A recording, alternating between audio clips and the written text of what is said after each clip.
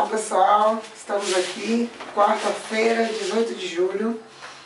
Olá pessoal. Com que título, Carlos? A Igreja Perseverante. Pois é, a lição de hoje, ela traz para nós alguns textos, Atos 17, versículo 7 e Atos 19, de 9 a 10. E nesses textos fica claro para nós uma coisa que era muito comum naquele tempo. Naquela época, na cidade de Tessalônica, e até mesmo pelas regiões ali das cidades gregas, existiam muitos filósofos que eles faziam uso de pregar os seus sermões, as suas teologias e ideologias também, em praças públicas. E ali eles pregavam principalmente voltado na teoria de que é o seguinte: o ser humano ele é capaz de, por si mesmo, dentro dele, ele criar alguma mudança em si. E eles acreditavam muito no poder interno do ser humano. Só que Paulo, ele também usou dessas estratégias para que ele pudesse pregar a sua mensagem, que era a mensagem do Evangelho. E existem algumas coisas que nós precisamos entender que diferenciava Paulo desses outros pregadores e esses outros filósofos. Em primeiro lugar, Paulo ele pregava para as pessoas nas praças públicas, mas ele tinha uma preocupação muito grande em formar comunidades duradouras.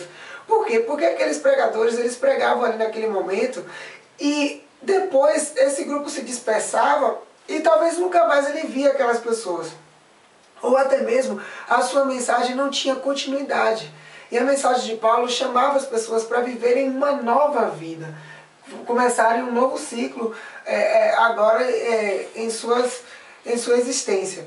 Um outro fator interessante é que muitos desses pregadores, eles pregavam justamente essa mensagem de que o ser humano mudava por si mesmo, que a mudança vinha de dentro para fora do ser humano. Só que Paulo traz uma mensagem totalmente contrária, porque a mensagem do Evangelho, ela transforma as nossas vidas independentemente do que nós temos dentro de nós. E é uma mensagem que ela vem de fora para dentro, ou seja, Jesus realizou a obra e ele vem depois e me transforma. Então era muito diferente a mensagem que Paulo pregava da mensagem que os filósofos traziam de que o ser humano em si podia ter uma mudança. O Evangelho não, o Evangelho vem e nos transforma. Nós só precisamos aceitá-lo e acreditar. E um terceiro ponto muito interessante: muitos desses filósofos e pregadores daquela época, eles usavam desses momentos reflexivos para se tirarem proveito das pessoas. Ou seja, depois que eles pregavam, eles iam e se hospedavam na casa de uma dessas pessoas e não trabalhavam. Ou até mesmo faziam com que essas pessoas pagassem para eles por eles estarem pregando. Paulo fazia totalmente o contrário. Ele pregava, mas ainda assim ele trabalhava. Nós sabemos que Paulo tinha uma profissão, ele era fazedor de barracas, é assim que a Bíblia o descreve. E ele continuou trabalhando, continuava fazendo as coisas que ele deveria fazer para se sustentar. Por quê? Porque ninguém deve tirar proveito do Evangelho para se fazer sobre as pessoas. Tem uma última frase aqui na lição de hoje muito interessante, que diz assim: de muitas maneiras, a vida de Paulo era o sermão mais poderoso que ele podia pregar. Ou seja, vivemos o que o Evangelho nos dá, é muito melhor, é muito mais, terá um efeito muito mais rápido e constante do que a palavra muitas vezes dita. Verdade. Uma outra observação que nós podemos fazer desta quarta-feira é a questão que, desde aquela época, já havia o conflito entre o bem e o mal, que persiste até hoje, e nós sabemos que só será findado na volta de Cristo. Então, nós vemos que a igreja de Tessalônica passava por problemas, somente devido a esses conflitos, e nós também passamos hoje, como foi dito ontem, alguns desafios que a igreja de Tessalônica passou e que nós também passamos hoje. Podemos dizer também que a igreja de Tessalônica passava por conflitos internos e externos, assim como nós. Quais eram os principais conflitos internos que também na igreja de Tessalônica passou e que passamos hoje?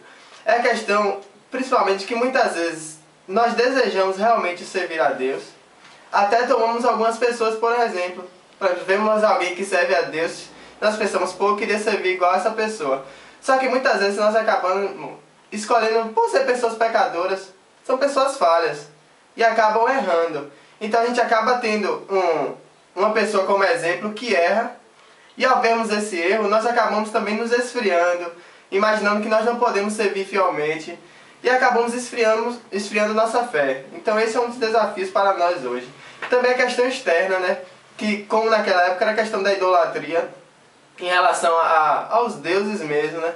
Hoje nós temos idolatria também, que muitas vezes passa despercebido. Nós muitas vezes estamos adorando a um cantor, a um jogador, e de forma tão simples que às vezes achamos, não, isso não é idolatria, é só uma questão de ser fã e tal, mas que nós possamos observar melhor isso, que muitas vezes nós estamos deixando de adorar a Deus para adorar alguém como nós, que é um pecador, um miserável.